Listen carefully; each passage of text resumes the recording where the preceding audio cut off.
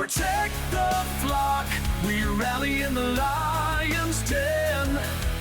Shield to shield, the storm is thundering.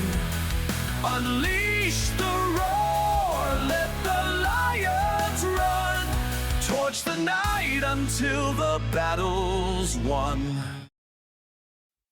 All right. Today, getting back into the Lions Den. All right, it's going to be Paul Boulanger.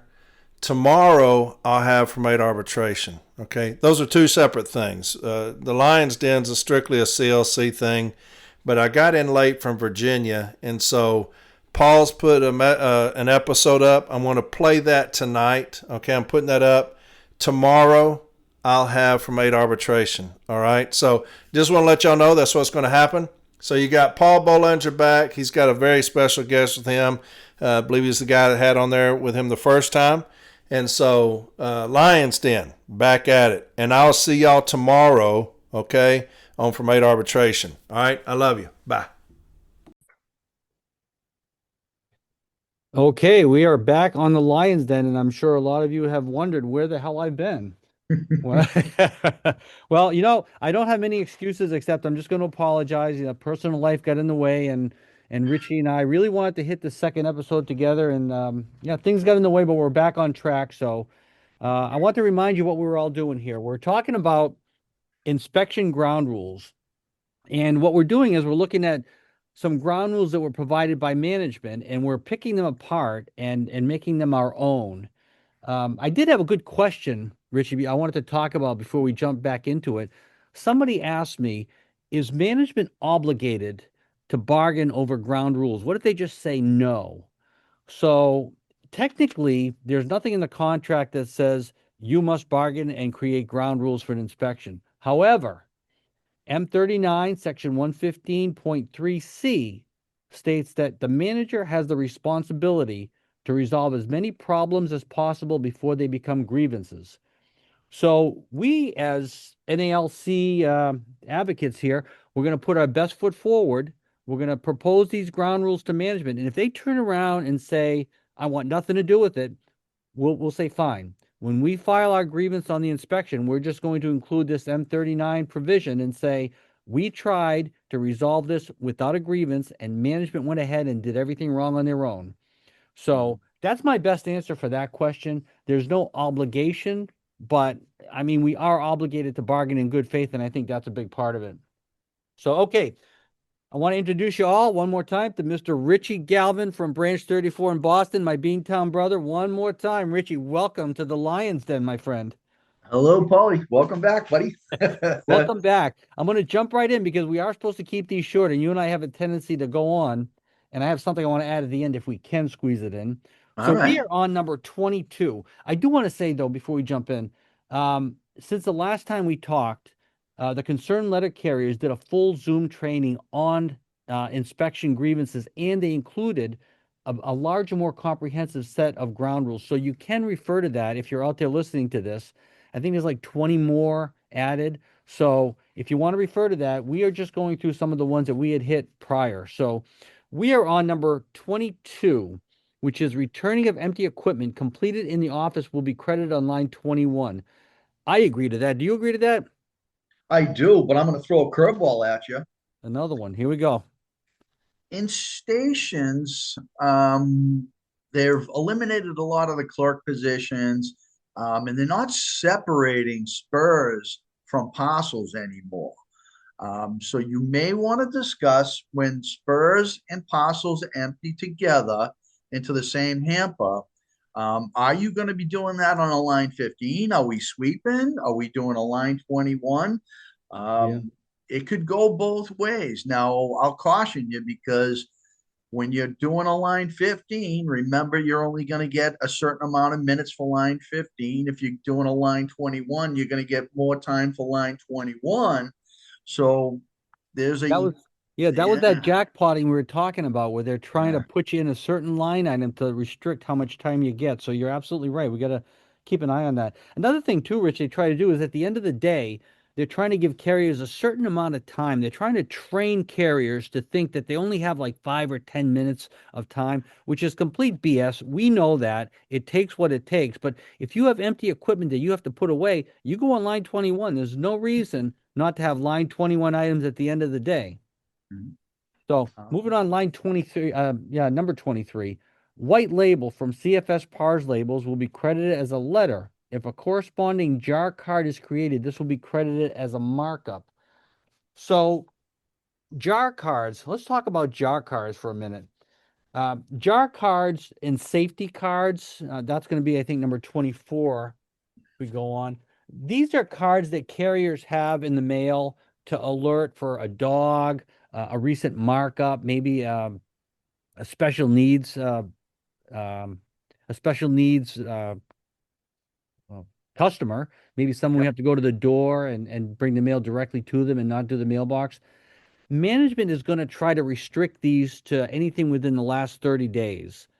Now, we know that some customers out there are handicapped. They're not going to get their mail in the mailbox. We know that there are dogs out there that, I mean, live longer than 30 days, right?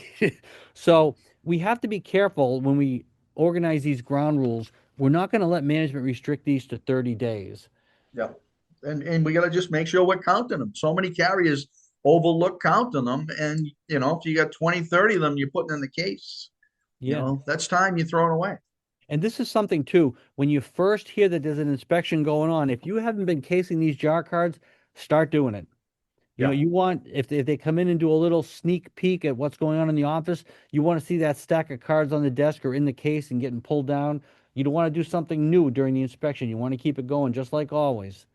And support that with your 1564As. I mean, have those special deliveries or the special things that you do on a daily basis. Put that in your route book. Have that stuff supported.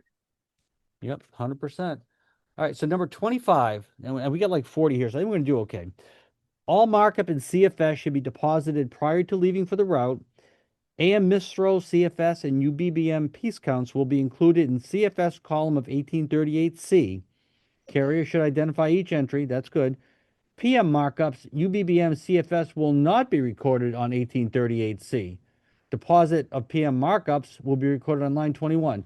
So I like the line 21 part, but there's no reason that I can imagine why we would not have PM markups. Would you agree? I mean, we're going to get stuff off the street, right? Here's a touchy subject with me. So many letter carriers aren't even filling out their PM office times. And like you said, Paul, management has it in its head that it's a set number. You're only allowed 15 minutes. You got to make sure you fill out those markups. And I'm gonna caution people right off the bat. I was almost attacked. I want to say that management used it against me in one of my last inspections, that they didn't want to guarantee me my 33 minutes because the carriers weren't filling up that markup box on the 1838C. So you got to count those markups. You got to get it in that markup box. But yeah, I do agree with you. Yeah, and you're spot on. Carriers are not entering markups. This is something that we should really, when we're anticipating a route inspection, we should sit down with carriers and we should do more than just the cursory training that they do on the 1838C. We should really sit down. I mean, I know I've been to a Boston inspection training where you drilled it in, but uh, carriers need to sit down and need to show up at these trainings. You know? So think about it, Paulie. I mean, you got, letter carriers that haven't been inspected in years. They may only see this form, a few times in their whole career. It's confusing. There's a lot of pressure all at once. If you don't have any experience with this form ahead of time, you're going to do horrible. Yeah. And, Yeah. and it was nice having you come to our training. Like I said, Tom Rooney and I put out, I want to say we probably did about 25 route inspection trainings last year alone. We Yeah. invite everybody. We invite, even if you're not under inspection, we want every letter carrier to come to this training and we want to expose them to that 1838C as much as possible. The better you are at that, 1838C, the more time you're going to generate in the office. The more time you generate in the office, the less time you require in the street. Yeah. And I mean, I hate you and I both have seen this, right? So we go through an inspection and the carriers say, oh man, they took an hour They took an hour off my route. Now I got to, or added an hour to my route. The union sucks. Well, did you show up at any of the trainings? Yeah. Did you actually sit down and go to the trainings and try to protect your route? Because we can't do everything. I mean, Yeah. it's a great thing that we walk around in the morning and say, "Hey, did you hit this? Did you hit that?" But we can't hold your hand and make you write on that piece of paper. The two things I can't do. I can't fill out the form for you, and I can't carry the route. That's right. That's right.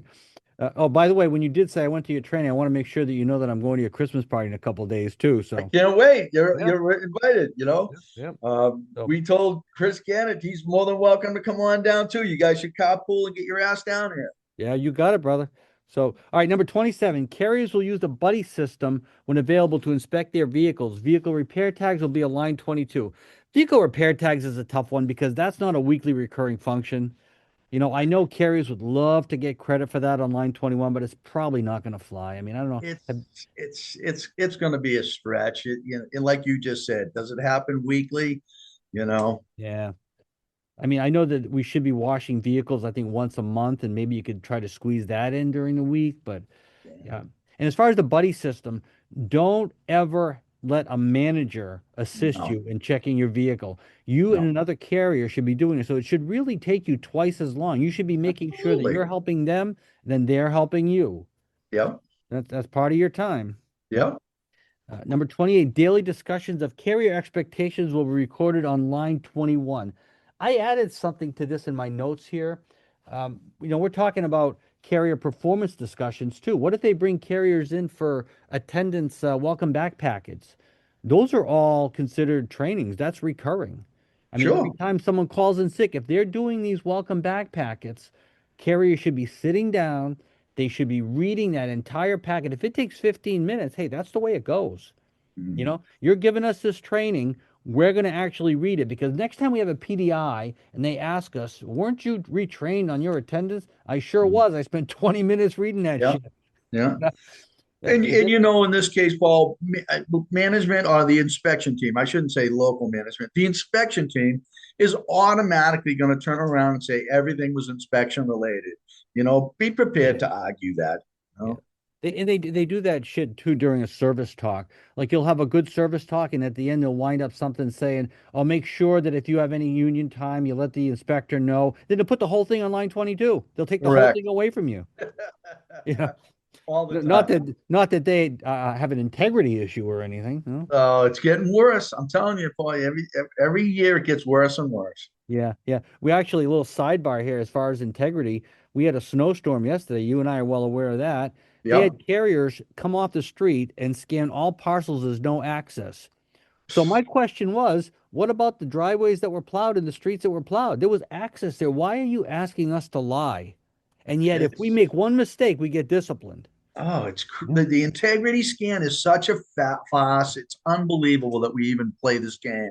I know. I mean, there's a great decision out of New York, I think, where they said that that's actually a bargaining for a new work condition when they actually talk about geofencing and stuff like that. So, but maybe that's for another episode.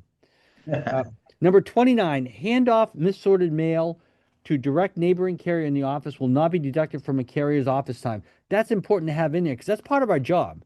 Right. Contractually, if we have mail that belongs to the carrier adjacent to us, we're supposed to hand it off to them. There's specific language in the M41 about that. Yeah, yeah, yeah. And but they're not going to let you do that. They're going to call it time wasting. So put it on paper. Yep. Number 30, sculch trays are optional at the discretion of the carrier, which I think is great. An efficient form of separation must be used on the street. I got a problem with that because the minute you put a word like efficient on there, what's a manager going to do? They're going to say, well, what you did was not efficient. Right. Don't give them the option to decide what is good and what is not good. It's our responsibility to sort mail on the street. It's not their responsibility to decide how we do it. They're not even giving us the option, Paul. They're telling us that, that fluff tray or sculch tray, um, they're saying it's mandatory. You should be using it every day, you know? Yeah. Yeah, I mean, I'm not sure about that. I have a lot of carriers that don't do it, and as long as they come back with mail in some sort of organized fashion, it hasn't been an issue. But you know, number 31, all mail separations will be separated on street time as it occurs. Kind of the Yes. same idea. they want you to not have like your UBBM and your outgoing all mixed up with your markups, which, I mean, we're carriers. We know that we know better than to do that, you know? So here's the big thing, Paul. You're going to get a bunch of carriers that dump everything into a tub. I call them bucket carriers. They don't do any of the maintenance for the sector segments. They bring it all back at the end of the night. Management deducts all the time. All right. I am going to say this so that everybody hears. Please, after every single hit, when you get back to that vehicle, separate your M&M mail, your ANKs, your no side, separate all of that. That's prior to your next relay. And the reason I want you all to do that is if we take that sector segment and we move it from my route to another route, that maintenance time that's required for that sector segment gets transferred with the sector segment to the next carrier. So Yep. if you skip that and dump it all in a tub, that when that piece moves to another route, you're shortening that piece that goes to another carrier. Yeah. And you brought up something else when you said take the time between relays. That is not actually relay time. That is actually part of your delivery time. It's They part of will the try previous sector segment. exactly. They're going to try to put that on relay time. They're going to Mhm. try to say that you're preparing for the next delivery, next park and loop. That's not true. It's That's not part of your delivery. correct. The only relay time you should have as a carrier is when you're organizing your mail to put it in the satchel to leave your vehicle. So be very careful, especially at NDCBUs and stuff. If you get a bunch of mail that comes back and you're sorting through it, if Yep. they say I'm putting you on relay time, no, you're No, not. No, you're no. not. I'm still at this delivery working this mail. Yep, that's the previous sector segment. And as carriers, if you've been under inspection, you I dictate to my examiner what I'm doing. I tell them what I'm doing so that they can't just, move me to relay time and assume what I'm doing. Tell them. Yeah, 100%. Number 32, carriers will refuel vehicle only when it reaches half tank or less. I'm not too worried about that. The gauges move up and down, but as long as a carrier is somewhere around a half and they stop for gas, I mean, I like the fact that a carrier is going to gas up their vehicle while they're being watched. I don't think we should avoid doing it. So if management tells you not to, I mean, if you're under half a tank, you do it. Yeah. I've actually had examiners say, don't bother doing that because it gets taken out of your route anyways. You're going to actually Oh, no, hurt no, no. yourself. That's bullshit. No, That's no, bullshit. You know. absolutely not. Yeah. All right. 33. Carriers are required to finger mail between deliveries on park and loops in accordance with handbooks and manuals. So, Okay. yeah, sure, you should finger your mail, but if you're walking up a set of stairs and you got to grab the handrail, guess what happens to all that fingered mail? It Yeah. just it falls back in your hand again, Yep. right? So you gotta practice safety when you're fingering mail, not just walking across sidewalks, when you're climbing stairs, when you're holding handrails, when you're Yep. pulling mail out of your bag. Yep. I The mean, specific language is when it is safe to do so. right. And that's, I mean, they're gonna try to get you on that. I mean, they're gonna call, soldiering the mail, and they're gonna just time wasting practices. Just see your steward if they tell you anything like that. Your first priority is to be safe. Yeah. Number 34, carriers should take obvious shortcuts when available. Yeah, that's true. Again, safety is the big part of that. And you're going to have carriers who refuse to cross lawns all of a sudden during inspections. We have a problem with that. Or they're told to cross lawns that they never have. So again, your 1564 route book, you should have that in there. Yeah. I'm not permitted to cross these lawns in this neighborhood because these are well manicured lawns. They're treated with chemicals, all that stuff. As a carrier, take that time all year long. I'm going to throw another curveball at you. All right, I'm swinging. Look at your local town and city ordinances. Okay. There are a lot of cities and towns out there that have ordinances that says that no one is to cross on public property's lawn. So I'm going through it right now. The town of Woburn, you're not, they have a law in place where you're not supposed to be crossing across the customer's lawn. Now, management thinks, well, we're the federal government. We don't obey by laws. Of course we do.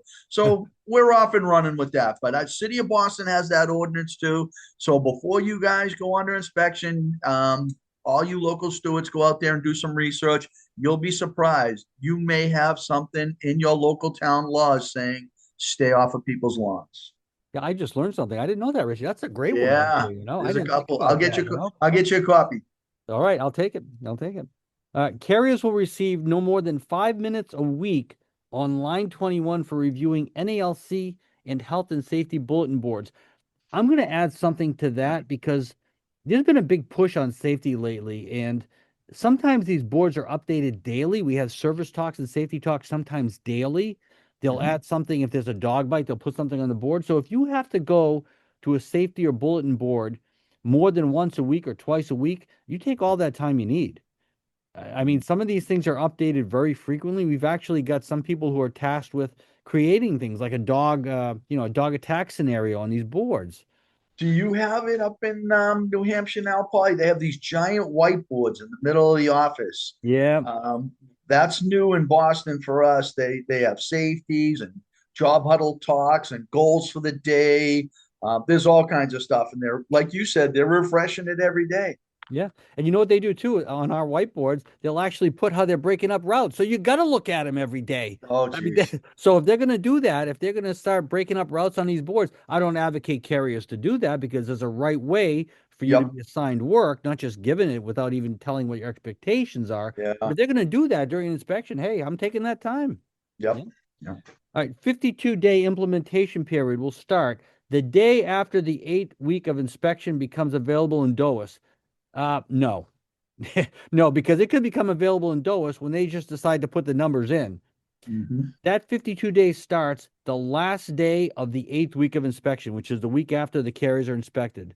So you Yep. get your live week, you've got your 8th week, and on that Friday or that Sunday, that's when the 52 days starts.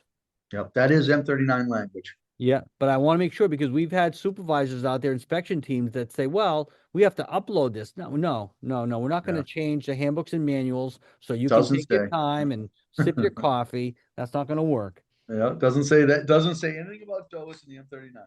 No, no. All right, number Well, for this 37. particular. Yeah. The delivery unit will work towards an honest attempt to clean in and clean out during the week of inspection. How many times do you see management do anything honestly? This is, I think we had a couple more earlier, the same thing where they tried to say, well, we're going to try our damn best. Well, that's not what the contract says. There's clean language about that. It's clean in and clean out. In addition to that, it's all mail that's sent to the carrier's case by the delivery uptime goes on that day as well. Yeah. I can see we actually had this in Manchester where they actually delayed mail on a day where the regular carrier was going to be on it, and then they actually pushed that mail to when the substitute carrier was on it. So Do it that all the time was time. lost. Do it all the time, Paul. Every time there's a circular, we call them headliners here in Boston. Some people call them red plums. When you have that circular, management tries it all the time. They dump it all in the T6. They tell him to take it all out in one day. Yeah, exactly, right? Like we're not going to catch it. Yeah. And number 38, carriers will not case mail upon returning from the route. Um, yes and no, because if carriers have MMM mail, they have to put that in the correct separations when they return, right? That's actually part of their street duties. Yep. But if you get mail like markups and stuff, you have to actually, well, let's just say you have to get credit one way or the other. So you have to Right. get credit in the afternoon when you bring it back or in the morning. They're going to have to count that mail in the morning as new mail if you're handling it. Would you agree to that? I would, and it's going to affect your pull down time as well, too. So, this probably goes back to probably back in the old days when we actually cased mail. There was a program, preferential mail program, where Yeah. in the morning you only threw your first class mail, and that night you threw all your second and third class mail. So that's Yeah. something we got to keep an eye on. Yep. Number 39, if a union official requests to speak to a carrier, he will notify the carrier's supervisor, and the carrier will record this time on line 22. Uh, Maybe for the most part, if it's something to do with the inspection, but if this is an office, like right now in Manchester, we're dealing with this real punk ass supervisor who's giving out discipline every single week. One carrier just got 2 letters of warnings. If they're going to do a regular discipline program, then I'm going to use line 21. I Yeah, mean, we're issuing discipline like once a week to somebody. Well, I mean, to me, that's recurring. that's So, absolutely. Yep. yeah, Anything that's, if it's not inspection related. yeah.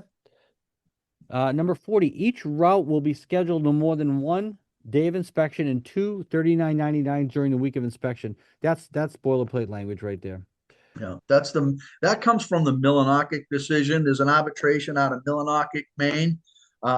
I want to say the arbitrator was Briggs, Stephen Briggs. Pull it Sounds up. right. That's a great decision. It clearly sells how to walk. We get the paperwork, we're involved. So it's a great decision. Yeah. Yeah. And the other thing too is, I mean, you don't want them having like you get a good day on a 99. They're like, well, let's get another day in there. Let's Right. squeeze a third day in there to try to screw you. Yeah. Number 41, core will be used in the adjustment process. So long as the adjustment is done in accordance with the MOU on core, any alternate methods created in core for adjustment purposes will be provided to the NALC. Yeah, I mean that's probably in line with the TRE process language, so that's not a big thing to me. It's gonna be big. Now they're bringing core back. You know how when it first came out, 10, 15 years ago, Paul, nobody Yeah. really knew what it was doing. It was damaging everything. It was just taking time out of everywhere. Oh yeah, they And were taking away all the relay yeah, time and the shit. the Yeah. travel within time, all the allied time was taken away. Well, management's weaponizing core and they're bringing it back to that state that it was 20 years ago. Simple things like your relay time. They'll let you see in the old days, as soon as you hit like 1 or 2 minutes on relay time, they'd put you on waiting other and tell you you're only allowed that 1 minute or 2 minutes. Yeah. Well, now what they're doing is they're putting you on more relay time. The sector segment time that you're doing prior to that, they're putting that on relay time. They're expanding your relay time to, let's just say, for an exaggerated number, 5 or 6 minutes. And then they're associating your travel within time. So now when they put it in core, they're taking double the time away from Oh you. yeah. Oh They're yeah, it's taking, gone. oh, Yeah. Yeah. so be prepared. I fully, whether we go on to formals next, going into the next year, or we're going under a wrap, they are going to weaponize core to an extent we haven't seen in a long time. Yeah, which is exactly why we have to look at that relay time what we just talked about. You have to make sure you minimize relay time and put it on the route so that those segments cannot take that time away. Yeah. All right, Oh, number. let me just interject one more thing Yeah, when we're yeah. talking about golf. You know what else I found that they've been doing this year? So when you go to personal needs now, Paul. So say you're leaving your park point, they're putting you on travel within to go to personal needs. Then they're giving you personal needs to go into the men's or ladies room. And then they're putting you on travel within to get back to the same park point that you just left.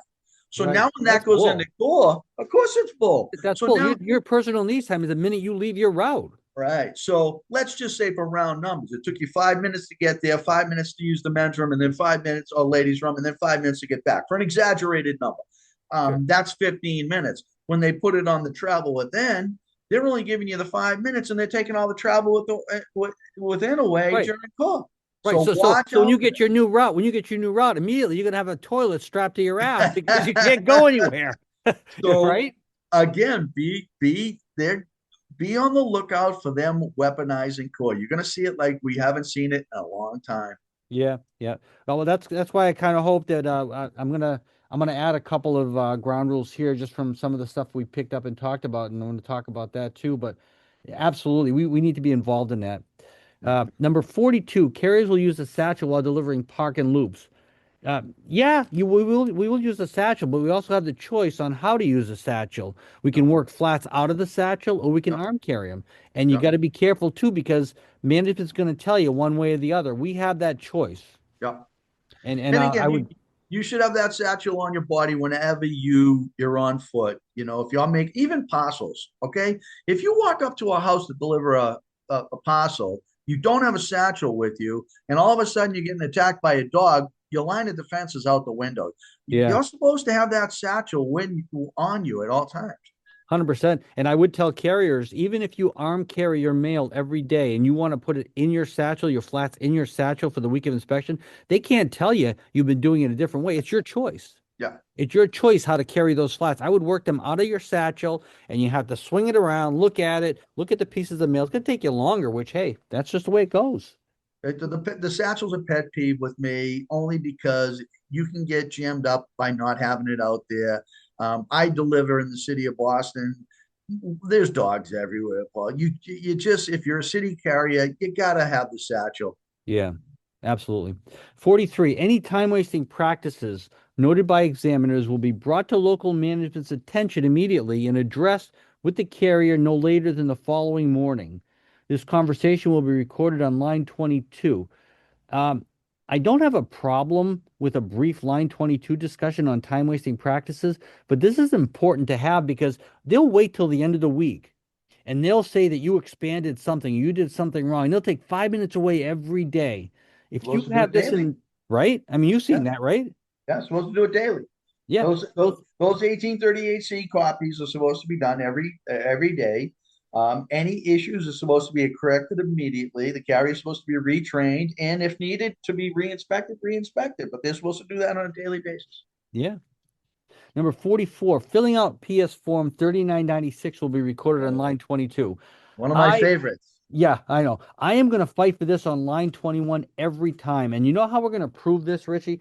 What we're Yeah, going to do is after the inspection, right? We're going to pull out the work hour workload analysis, especially at the 60-day review or whenever we do the review. And any route that goes over 8 hours, guess what they should be required to do? Fill out a 3996. 3996. So Listen, if they're these making us fill out 3996s daily now. You know, right, right. And how many times do you have to do it a week to actually qualify in line 21? One time. If it so they're recurs weekly. actually, you know what, Paulie? There's an MOU, and off the top of my head, I can't think of the number. I promise you, I'll dig it up for you. It Oh, states, it says three. I do see that. yeah. So it Yeah. does say when the 3996 is the result, a request for time on the 3996 is a result of counting mail for the inspection. It will be recorded on a line 22. If it's a result of the route being overburdened, then it's a line 21. There is an MOU for that, and I promise you, Paul, I'll dig it up. I have it somewhere. I just don't have it off the top of my head. No, that's fine. And that's a big part of it too, because it's going to be recurring. That's the Yes. part. So if a route is adjusted to an average of 8 hours, what does that mean? Yeah. Half the time it's over, half the Yep. time it's under, right? That's how Yep. you can't adjust a route to 8 hours and it's 750 every day because Right. it's Right. not 8 hours anymore. Right. So Right. if it's an average of 8 hours, they're telling you that you're going to need a 96 on the heavy days. Right. So you can't say it's not recurring. It's part of our job every day. Number 45, route inspection co-leaders will meet with the union to discuss any time deletions that the union does not agree with. This is the job of our stewards. We need to be on top of this. We need to make sure we get this agreement, and we have to look at these deletions every day so we don't Yeah. have a fight at the end of the week. Yeah. And Number focus 40, on timelines with that too. yeah, exactly. Yeah. 46, examiners and carriers will treat each other with dignity and respect during the inspection and adjustment process. This is a gimme to them because, we're the ones who want them to respect us. Obviously, the carriers are going to be respectful, we Yeah. hope, Yeah. but we know management's not going to be. They're going to tell us, go faster. What are you doing? Put that Yeah. down. Yeah. That's a line 22. Erase that line 21. Those are the disrespectful things we're going to see from them. That's what we need this agreement for right here. Every once in a while, this will come up. And as stewards, meet with your team leaders. You may need to separate a carrier and an examiner and mix it up because the personalities are not getting along out there. Don't be afraid to have this conversation. Go right to the team leader. Say, before this becomes a serious issue, let's separate these two. Let's get a new carrier and a new examiner together. Yeah, Stop it there's before nothing it's a wrong with that. problem. Yeah, Yep. yeah. So I've got a couple here that I added. I told you about that.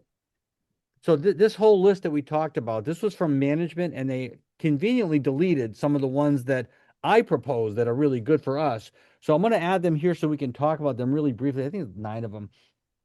Line 21 will be given for designated safety personnel to attend scheduled safety meetings and to conduct daily Gemba safety walks if that's an established practice. So if you guys out there don't know what a Gemba safety walk is, that's when a letter carrier is given the assignment, usually it's daily, but it could be weekly, to Mhm. walk the building to look for any safety issues.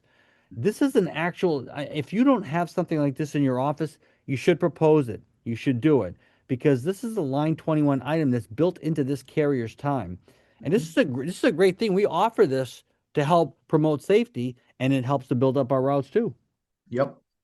Another one here, union steward duties will continue as normal and will be recorded on line 21. This is in that agreement M-00605 that we talked about earlier. If you have union steward duties that continue at least once a week, those duties should be recorded on line 21. They're going to fight this. They're going to kick and scream all the way to the bank, but this is our time. Yeah. And we do have stewards in offices, I'm sure you see it, that are Yep. filing grievances, if not once a week, every day. Yeah. Yep. So that's part of a route. We're not going to give that time away. Yep. That's clear MOU language too. And these two I'm going to talk about together. Management and the NALC will jointly adjust the routes following this inspection. Maybe not jointly adjust, but you talked earlier about core observations. We should have at least somebody from the union that they agree will be observing the core adjustments. Mm. Because, like you said, when this allied time gets pulled out, because they are going to go after that. Yep. When they start going after that, somebody like you or me or somebody else that's appointed in office keeps an eye on it. Maybe we can cut that down. Yeah. We'd have to put it under investigating a grievance or something like that. Yeah, that's fine. I mean, we'll go on grievance time, but at Yeah. least we should be there observing the adjustment process. I And we haven't I had they've actually allowed us to do that, Richie. So we've been Yeah. pretty fortunate with that. Yeah. They'll let us sit down and show us what they're doing, and we've caught a few Listen, things. in a perfect world, if you come up with decent numbers that the two parties agree on, then we should be agreeing to jointly adjust a zone. You know, in my partner and myself have come to terms with a number, and then they've actually had us go in and make the adjustments. You bring in a carrier that knows the area, you make the adjustment, you confirm all the allied time and the transfer time, the allied transfer time, Yeah. and it just eliminates one more argument afterwards. If we're doing an honest process, that's Yeah. what would happen. And there are some teams that do that.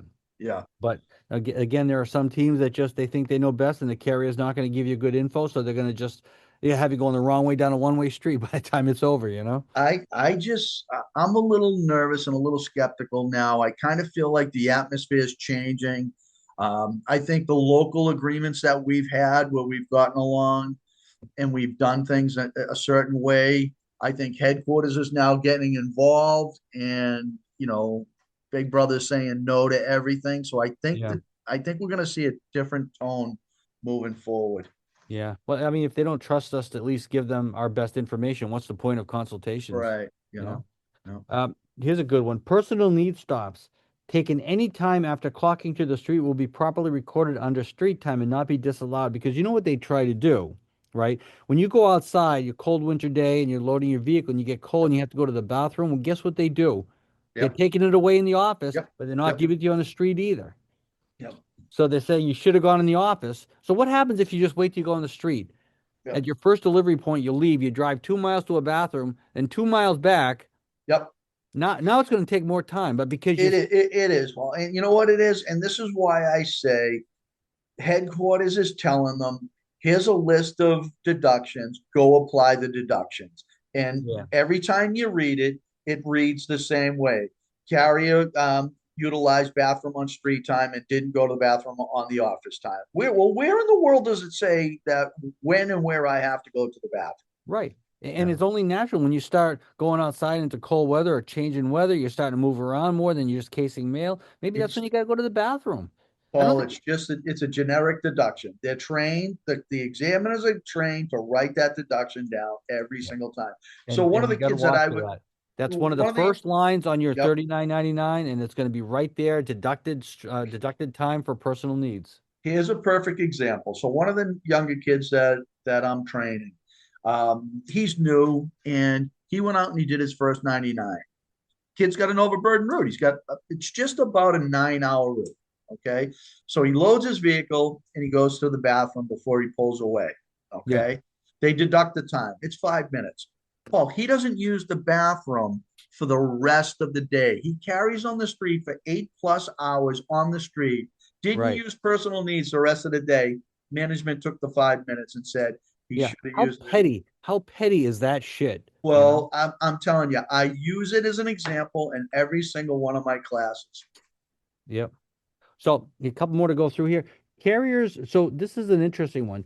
Carriers will retrieve scanner, set up immediately upon reporting time, retrieving and setting up the scanner, turning the lights on at your case, taking the stool down. These are all recurring office functions that will be recorded on line 21. You know what they're Yes. going to tell you? They're going to say that when you go get your scanner and you set it up, you're not on the clock yet. Well, no shit. You can't be on the clock until you actually finish Yep, setting up the yep, scanner. But we don't yep, work for free either. yep, yep. So if they want to pull that line that we can't get time for setting up a scanner, then every day we'll fill out a 1260 for that Yep. extra second or 10 seconds or 30 seconds that we were You, working because you don't work for free. you know We're what, not going to Paul? work for Half free. half the time, and I do have a little issue with this because of the way the scanners are programmed too, because it tells you that you got to do your line 19 prior to closing out. So I do have an issue with the way it's prompted. But again, a lot of times when you log on to that scanner, it's giving you instructions or it's telling you something to do for the course of the day. That it's not just a 30-second thing. It could be 2 minutes, 3 minutes to get through that prompt. Yeah, But I yeah, do and we're have not an getting issue. paid for that. Yeah, I do And have they an want issue to with take it away on the yeah, inspection too, you know? and I do have an issue with the way that you should log into the scanner first, totally before you do your line 19. So I don't even like the way the scanner's prompt. Yeah, I think there should be some kind of immediate, the minute you touch that scanner, you should be on the clock. Right, Absolutely. right, Everything else afterwards, that's fine, but it should automatically be paying you the minute you touch that damn scanner. right. All right, so another one here. We should specify any routes with special accommodations, such as casing a portion or all of DPS. Very important because you mentioned this earlier. We get pull down, 70 pieces per minute of pull down credit for any cased mail.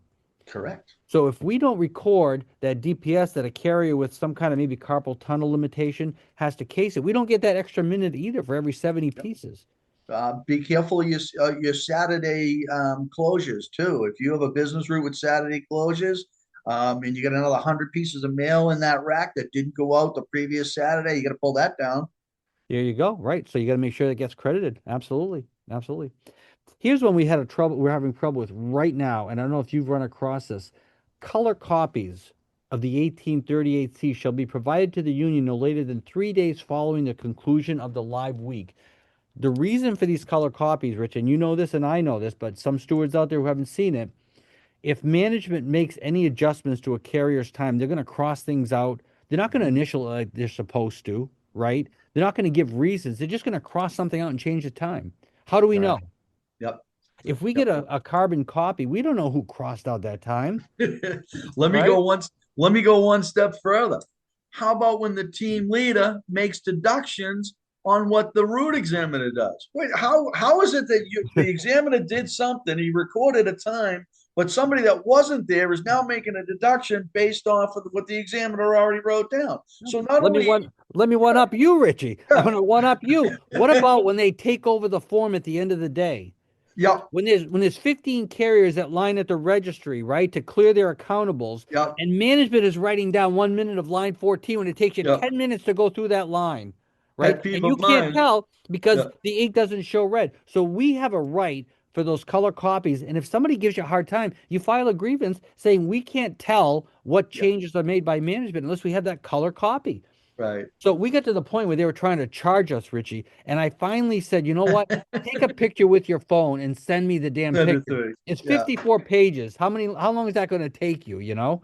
And this is actually going to go to step B in about a week here because they refuse to do it. It's They just they crazy. declined. I get the Yeah. email. We decline the opportunity to provide the information. Oh, Pieces of gosh. shit. So this is the last change I had here, or additional ground rule. The union will be provided a copy of the 60-day review of the inspected routes within 1 week of the conclusion of the 60-day period following the implementation of any route adjustments as a result of the inspection. Now, I know it doesn't have to be 60 days. It has to be within 60 days. Mhm. But that 60-day period, if we start seeing a work hour workload report that shows that the routes are still out of adjustment, that's pretty important. That's the whole goal of the M39 is to create 8-hour routes, right? Yep. Closely adjusted to 8 hours as possible. Equally across the entire unit. Right. So when Yeah. we start seeing these routes that are out of adjustment at 60 days, now Yeah. we have something to go on. Yeah. I mean, we have lost arbitrations when we have showed management doing all kinds of things wrong during the inspection, but the routes are still 8 hours. Yeah. So this is one of the big things. If you go after the 60-day review and this could be a second grievance because you can't, I think we talked about this too. You can't file a grievance on the deductions and wait 60 days for it because now you're untimely. Right. So it might be a second grievance that the routes are out of adjustment as a Yeah. result of the inspection. And to be honest with you, Paul, it's probably the easier grievance to file. You don't have to make all these contentions. You don't have to support a lot of things. No. You go to DOIS, it's their data. Listen, it's your numbers, it's your projections. They're over. It's a pretty easy grievance to compile. Yeah. I mean, you were supposed to adjust the routes to 8 hours, and look, they're not. Yeah. So you got to go back and fix it. Yeah. Yeah. So, Richie, that's the end of the ground rules, but I do have a few minutes here, and I wanted to talk to you about something because, the Lion's Den is an educational tool. It's going to stay educational, but there's some stuff outside the four walls of a white piece of paper that education kind of follows. And I wanted to talk about the national rap session that we just had in Orlando. Um, remember, maybe a month or so prior to, President Renfro said on one of his podcasts when he was discussing the rank and file bargaining committees, he said that figuring out what letter carriers want is the easy part. It's what you have to give up to get it. That's the real work. Yeah. And we heard member after member. He brought on people from these bargaining committees saying the same thing. They said they had these ideas, but then people came to them and said, you need to go back and prioritize and consider what the sacrifices are that we have to make. So this whole teaching process that Renfro talked about, right? What did we get at the rap session? We got the easy part. We got the Christmas wish list. Right. Check out some of these examples. So this is what we at the rap session, this is what we got. These are some of the examples of things that he said that the bargaining committees came up with. Carrier's choice of break location, anywhere you want. Lunch, anytime, anywhere. A full half-hour lunch, so the travel time is on their dime now, on the clock. It only starts when your fork touches your mouth. The 204B lose their assignment after 60 days, not 120. And this list goes on and on. Additional pay for extreme work conditions. If you work in the cold, you're going to make some more money now. Yep. Eliminate the penalty exclusion period. Paid time for parental leave. Force 204Bs to carry mail before mandating on holidays. All of these things, Richie, all of these things would require some kind of bargaining. Yeah. Why were we treated this way where we're given all of the things that carriers want, which Renfro said was the easiest part, but they did not talk about one sacrifice. Yeah. I mean, what are they willing to give up for all these things that they're giving here on paper? What they're telling people, and you and I talked about it before we jumped online live here, people are going home thinking that these things are guaranteed. That's my biggest thing, Paul. I mean, we walked out of that rap session, and there were people that were convinced that that was a done deal. Like that was it. Yeah. We're getting all this stuff. We're getting that's- additional 10-minute breaks for working overtime, Richie, and we're going to earn extra leave. This is the Oh, greatest thing since sliced bread. That's the proposal that we have to sit in front of management. Management is now going to contest it. But yeah, there was a lot of people there that were under the influence that's we're getting it because we walked out of that rap session in agreement. Yeah. And I felt really raw because what about the sacrifices? What about are we willing to give up more fixed office time? Are we giving, maybe we're willing to reduce our uniform allotment. Maybe we'll get an extra $10 for a shirt that doubles in price. Paul, Or what about the career workforce pledge? Listen, in this day and age, and I want everybody to reflect about what transpired in the last 5 years. Unions across the country have made monumental strides with their contracts. Okay, we've just taken a massive hit in health benefits cost. I don't want to give up anything. I want to go into negotiations getting things, not sacrificing anything. The health benefits are a pet peeve with me. Here's something that was introduced to us that was supposed to save the post office billions of dollars, and it was supposed to, save letter carriers money. Well, the first thing that happened was, all these medical providers lost money, and in return, they jacked up the cost to the employees. Right, pass it on to us. Right. So the post office saved money, but our benefits all went up. So I want to go in with a bigger increase of health benefits, not giving up more. Yeah. So I mean, overall, I just wanted to bring up this rap session because I think educationally speaking, I don't think we got a lot out of it. I mean, we saw the very first step of the process, which is asking for things. Right. But we didn't get the rest of the process, which is really what the educational part would have been. the negotiations, the prioritizing, the sacrifices, exactly what we really expect to get. So a little bit disappointed about that, but I mean, I mentioned I was going to talk about that, and somebody says don't get political, but this is really education. I mean, if carriers come out of that, like you said, thinking that we're getting everything we ask for, they didn't learn a thing. Yeah. You know. Yeah. So So there was a small group. I mean, guys like you and I that have been around for a long time, presidents and stuff like that, they understand the process.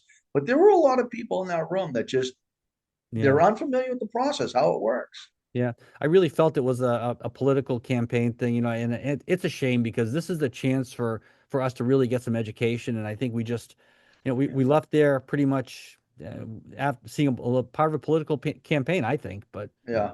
Yeah. but anyways, all right, Richie, that wraps up our second Lions Den episode, and I'll tell you, it's been a freaking long time waiting, but we are going to get better at this, and you and I actually talked about another potential one in the future on consultations and things like that for rod inspections. So Yeah, consult. I mean, we got to do a bunch of them. There's a million things we can do, but moving forward, going into the new year, whether we go under formals or we go into a wrap, I really want to get something in the hands of the letter carriers to know how to conduct themselves in a consultations, the questions to ask, the things to dispute. It's your day in court. Be a 100%. part of the consultation. Be a part of it. Yeah. All right, so Richie and I are going to sign off now, but I want to thank all you guys for being so patient. I know some of you weren't patient and called Corey Walton and said, "What the hell happened to Paul Belanger? Did he die?" But I'm back. I'm back. We're live. We're acting. We're acting. We're back on the Lions Den, and we're going to keep it going. So I want to thank you guys for joining us. Me and Richie Galvin, my Beantown brother from Branch 34, and we will see you again soon. All Thank right. you, guys. Happy holidays, everybody. Happy holidays, right? Merry Christmas and all that. Talk to you soon, guys.